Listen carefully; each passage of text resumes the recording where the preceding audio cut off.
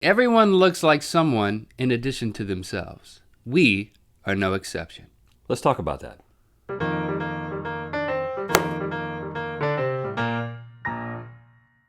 Good morning, Chia Lincoln. It is Tuesday, February 8th, 2011. It's a good day. It's a good day to be alive. It's a good day to be moving at the speed of conversation. Mm-hmm. I'm not gonna let that go. That's what we do here. Today we're gonna talk about the Doppelganger Effect. Many of you already know what this is because you are hip. That's when you're passing by something, or something is passing by you that's giving off some sort of sound, and the sound changes as it goes by you because of the speed of sound and the waves and the That is the Doppler effect, which we've also already discussed. Oh, yes. Doppelganger effect is when you see someone that could be your clone. And I think if they're a celebrity, it's an awesome experience. I think it specifically doppelganger means a celebrity. I don't think it means you just really? look like somebody else. I think the definition of a doppelganger is the celebrity that you look like. And last year around this time, or actually last week, the first week of February, it was a pretty big deal. I mean, but this year, people didn't make a big deal about it. But I think it actually happened last week, but nobody was talking about it. That is a testimony to the fickle nature of the internet. I'll tell you something else that's a testimony to the internet is the amount of feedback we get, because of the commenting features on everything that we create. We hear from you instantaneously, and we value that, unless you hate on us. Right, then we hate you. But loyal Good Morning Chia Lincoln viewers, there's nothing but love here. Nothing but love.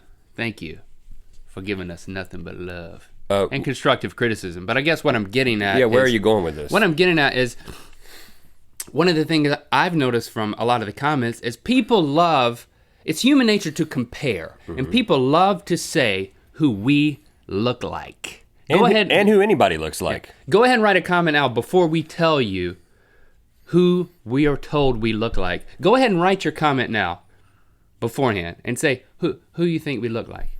Now, and it's a different person for each of us. Now, I'm going to tell you note that. really quickly.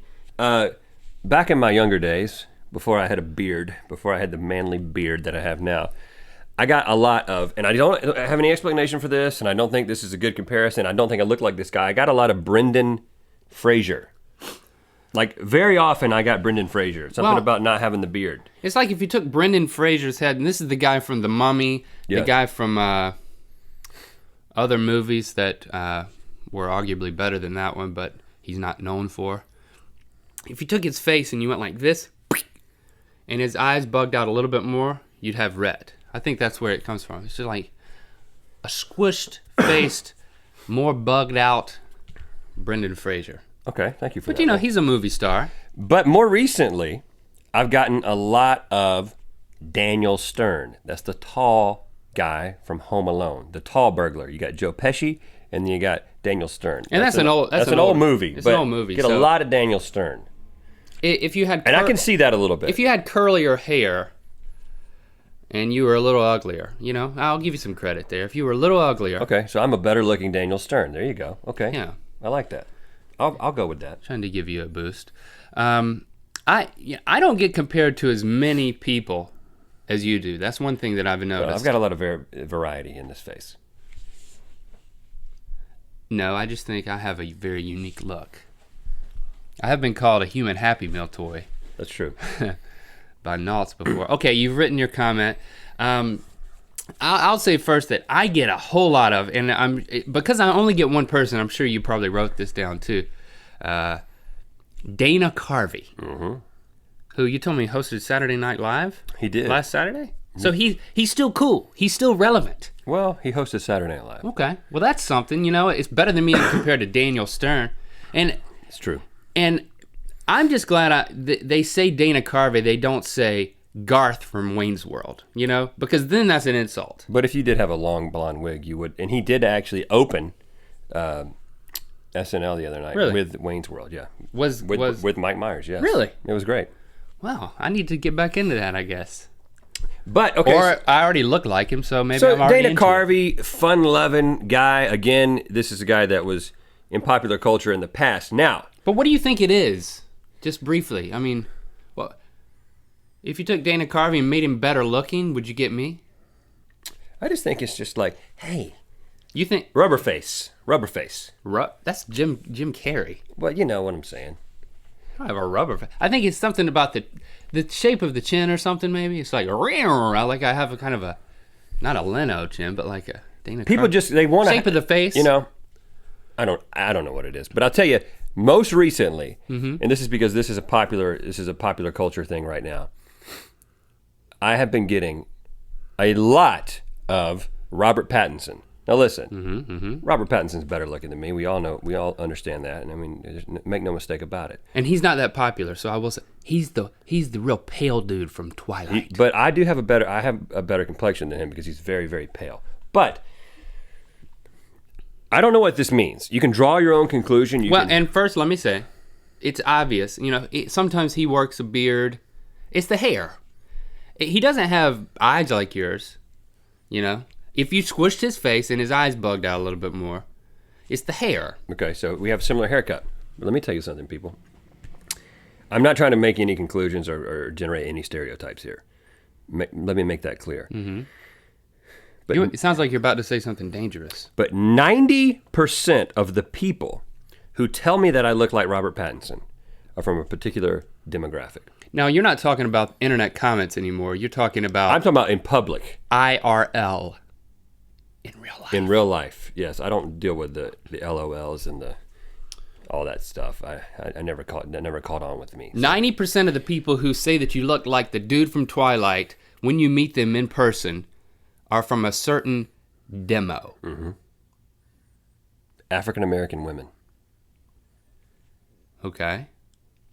If I have a conversation, when I have a conversation with an African American woman, especially in a public setting where it's someone that I'm not friends with, it's just somebody that I meet, you know, in the grocery store, you know, at the mall, that kind of thing. Mm-hmm.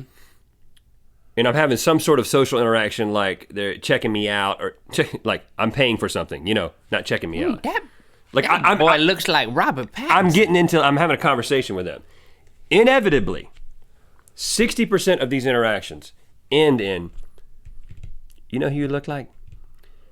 And I say, the guy from Twilight. And they're like, yes. And they're like, it's uncanny. This happens to me at least twice a week. But for the past 18 months, twice a week, I have gotten this. And 9 out of 10 people are African American women. It doesn't come from African American men. Now, it doesn't come from white women. Doesn't come from white men. Listen, I'm just making an observation. Yeah, we'll leave it to you to theorize about that because, you know, once you get into delineating amongst ethnicities and race, then, you know, you can get into trouble. Yeah, so we'll leave that to you. Yeah. I'm just stating a fact. You draw your own conclusions. Here's one thing that I've noticed. A phenomenon that relates to seeing someone and saying, oh, they look like somebody.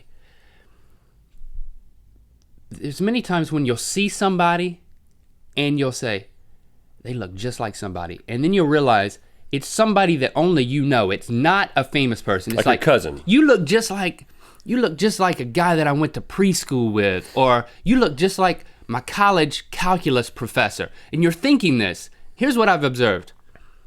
It's almost irresistible to not say something. You're compelled to tell the person. Right. I just have to tell you, you look like my calculus teacher from college. And then what do they say when you say that to them? Oh. Cool. Yeah, what do you say? But so my point is, you should resist that temptation. But it's almost irresistible. Why is it irresistible to tell someone they look like someone that they have no way of knowing? Well, I think what you should do is you should tell someone else just to be able to get it out, but don't tell that person. Right, because go to another person at the party and say, you see that guy over there? It has to come out. He looks just like my cousin. Also tell us why that is the case. Should we check in with Chia Lincoln? Yeah, he looks a little bit like my cousin. My balding cousin. He just needs to shave his whole head, you know? You know, you see these guys who are trying to do all this fancy stuff with their hair, but it looks horrible. Maybe you should just shave it, brother. You should, and then they can say, you look like that chickless guy from The Shield. Or Kojak. Or a Kojak, yeah. Yeah. See you tomorrow.